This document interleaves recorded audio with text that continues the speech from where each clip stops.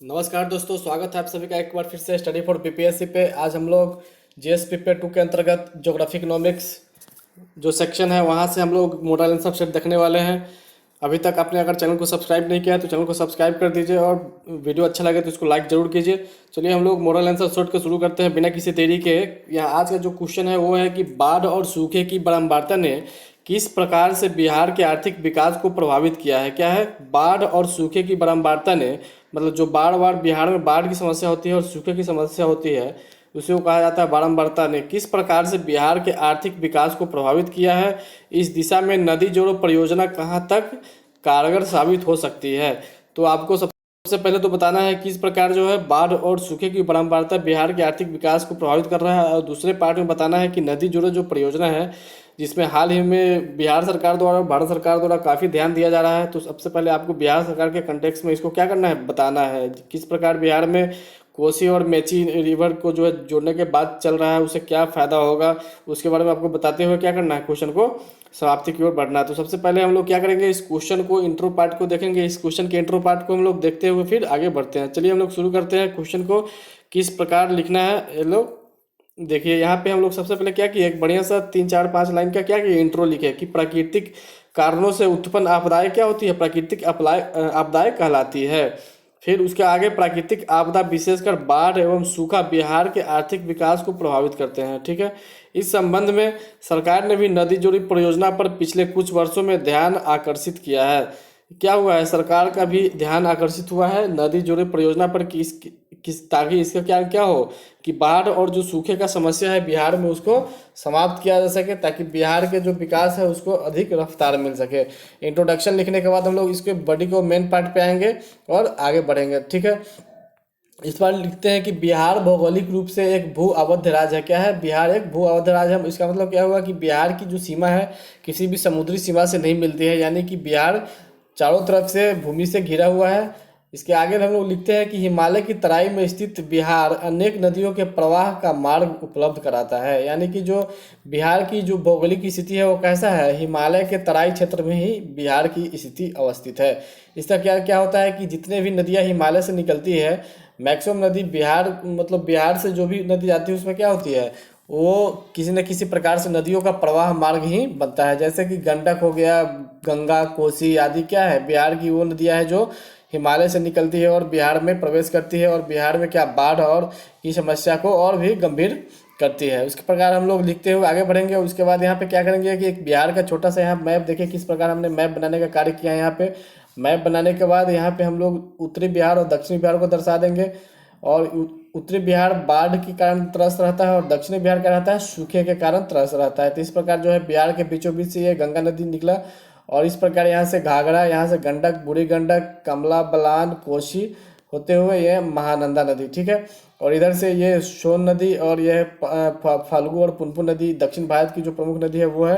परंतु दक्षिण भारत की जो भी नदी है उसमें क्या होता है, वो बारामासी नदी नहीं है, चूँकि बरसात के मौसम में ही उसमें पानी आता है, इसलिए वो क्षेत्र जो है पूरा दक्षिण भारत का जो क्षेत्र है वो सूखाग्रस्त रहता है। इसी बात को हम लोग लिखते हुए क्या करेंगे, आगे बढ़ेंगे। तो यहाँ पे जहाँ भी मैप का गुंजाइश हो आपको मैप जरूर बनाना है। मैप बनाने से क्या आपका उत्तर जो है आकर्षक लगेगा और जो भी नंबर देंगे उसका ध्यान आपके उत्तर की तरफ अचानक जो है ऑटोमेटिक चला ही जाएगा। ठीक है, इसके बाद हम लोग क्या लिखेंगे कि बिहार की उत्तरी क्षेत्र जहाँ हिमालय से निकलने वाली सदा निरा नदियों का प्रवाह क्षेत्र में स्थित है, वहीं दूसरी तरफ बिहार का दक्षिणी क्षेत्र मौसमी नदियों के प्रवाह क्षेत्र में स्थित है। क्या है, उत्तरी उत्तरी क्षेत्र तो हिमालय नदियों से जो भी निकल रहा है उसके प्रवाह क्षेत्र में है, लेकिन दक्षिणी क्षेत्र क्या है, मौसमी नदियों के प्रवाह क्षेत्र में स्थित है। इसके कारण क्या होता है, अर्थात उत्तरी क्षेत्र की नदियों में जहाँ वर्ष भर पानी रहता है और वहीं दक्षिणी क्षेत्र की नदियाँ क्या होती है, मानसून पर निर्भर रहती है। जब बारिश होता है तब उस नदी में पानी आ जाता है, जब बारिश खत्म यानी कि जब धूप का टाइम आता है, गर्मी का टाइम आता है, तो वहाँ की नदियाँ क्या होती है, सूख जाती है, क्योंकि वो क्या है, मानसूनी नदियाँ है। दक्षिण भारत की नदियों की बात कर रहे हैं यहाँ पे हम लोग। वहीं उत्तर भारत की नदियाँ क्या है कि वो चूँकि हिमालय से उसका कनेक्शन है, हिमालय से आती है, तो वहाँ पे क्या होता है, हिमालय पे तो सालों भर बर्फ रहता है और बर्फ बर्फ जो है पिघलते रहता है। तो उसके कारण क्या होता है, उन नदियों में सालों भर जो है पानी की पर्याप्त उपलब्धता रहती है, और बरसात के टाइम में तो उसमें काफ़ी बाढ़ जैसी स्थिति भी पैदा हो जाती है। ठीक है, उसके बाद हम लोग आगे बढ़े कि बिहार में बाढ़ एवं सूखे की स्थिति ने निम्न रूप से बिहार के आर्थिक विकास को प्रभावित किया है। तो आपको जो क्वेश्चन पूछ रहा था कि किस प्रकार बाढ़ एवं सूखे की समस्या बिहार के आर्थिक विकास को प्रभावित किया है, उसको आप लोग यहाँ पे दिखाने का कार्य करेंगे। इसके आगे हम लोग देखते हैं पॉइंट बाई पॉइंट क्या है इसकी स्थिति। तो बिहार के संपूर्ण क्षेत्र का 2/3 भाग बाढ़ग्रस्त है। क्या है, 2/3 भाग बाढ़ग्रस्त है, यानी उत्तरी बिहार का बात हो रहा है। और यहाँ लगभग 20% भाग सूखाग्रस्त है, यानी दक्षिणी बिहार का में जो है क्या है 20% भाग, मतलब ये तो बात हो रहा है पूरे बिहार का। तो सूखाग्रस्त मेन रूप से दक्षिणी बिहार का ही भाग होता है। ऐसी स्थिति में प्रतिवर्ष व्यापक स्तर पर कृषि उपज नष्ट हो जाते हैं। या तो बाढ़ में कृषि जो भी कृषि उपज है बाढ़ में बह गया, या फिर सूखा के कारण क्या हुआ, वो बर्बाद हो गया। इस कारण बिहार को क्या हो रहा है, काफ़ी मात्रा में आर्थिक नुकसान का सहन करना पड़ रहा है। ठीक है, नेक्स्ट हम लोग देखते हैं सेकेंड पॉइंट है कि बाढ़ की परंपरता से बिहार में आपदा प्रबंधन विभाग के अनुसार प्रतिवर्ष औसतन 1,000 करोड़ रुपए का आर्थिक नुकसान हो रहा है। मतलब बाढ़ और सूखा के कारण क्या हो रहा है कि ये डाटा है आर्थिक प्रबंधन विभाग का कि बिहार में हर साल हर वर्ष 1,000 करोड़ रुपए का आर्थिक नुकसान हो रहा है, किसी कारण बाढ़ की परंपरता के कारण। ठीक है, तथा अवसंरचनात्मक परियोजनाएं एवं परिसंपत्तियों बर्बाद तो हो रही है, वो अलग से।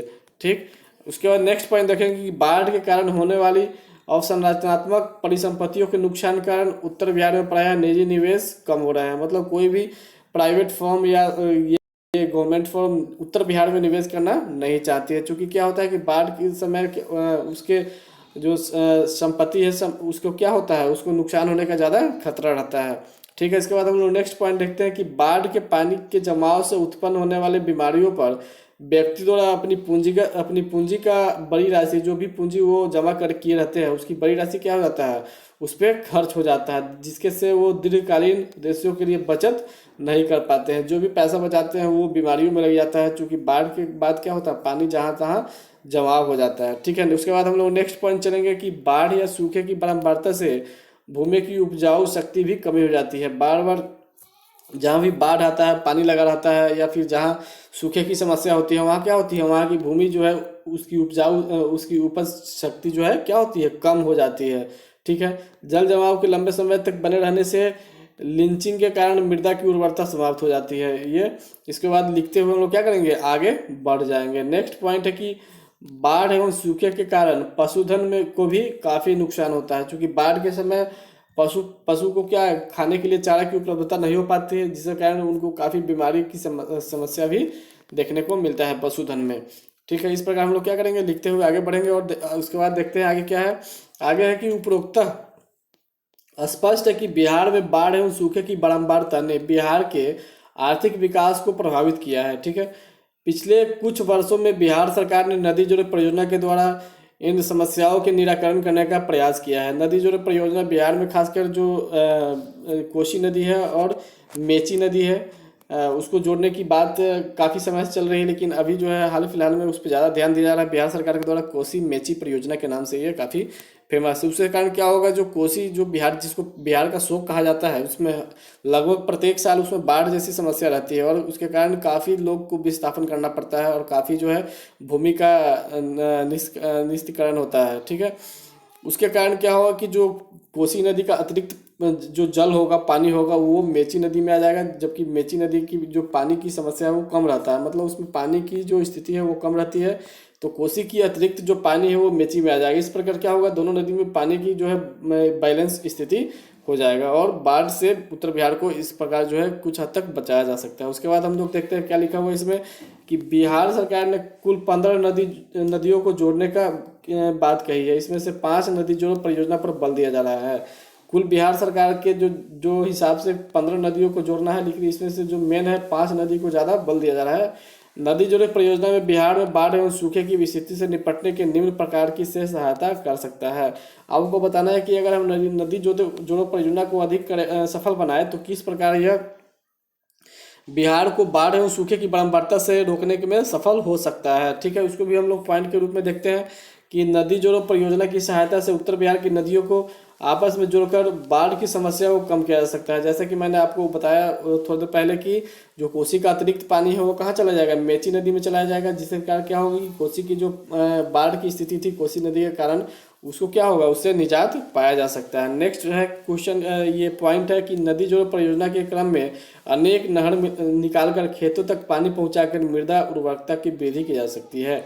मतलब जो नदी हम लोग जोड़ो परियोजना करेंगे उसमें बीच में जो कनाल बनेगा उसके माध्यम से क्या होगा कि खेतों तक नहर के माध्यम से सिंचाई के लिए पानी को पहुंचाया जा सकता है, और उसमें जहाँ भी भूमि अनुपजाऊ है वहाँ पानी की पहुँच को बढ़ाकर मृदा को क्या किया जा सकता है, उर्वरता प्रदान किया जा सकता है। उसके बाद नेक्स्ट है कि नहरों पर नौवाहन का विकास कर परिवहन लागत को भी कम किया जा सकता है। अगर जो नहर बनेगा उसमें नौवाहन का विकास करके क्या कर सकते हैं हम लोग, परिवहन को कम कर सकते हैं। नेक्स्ट पॉइंट है कि व्यापक स्तर पर नवीकरण को वनीकरण को बढ़ावा मिलेगा, यानी कि वन लगेगा चूंकि पानी की उपलब्धता हो जाएगी, तथा वन संसाधन के विकास का आर्थिक लाभ लोगों को भी प्राप्त होगा।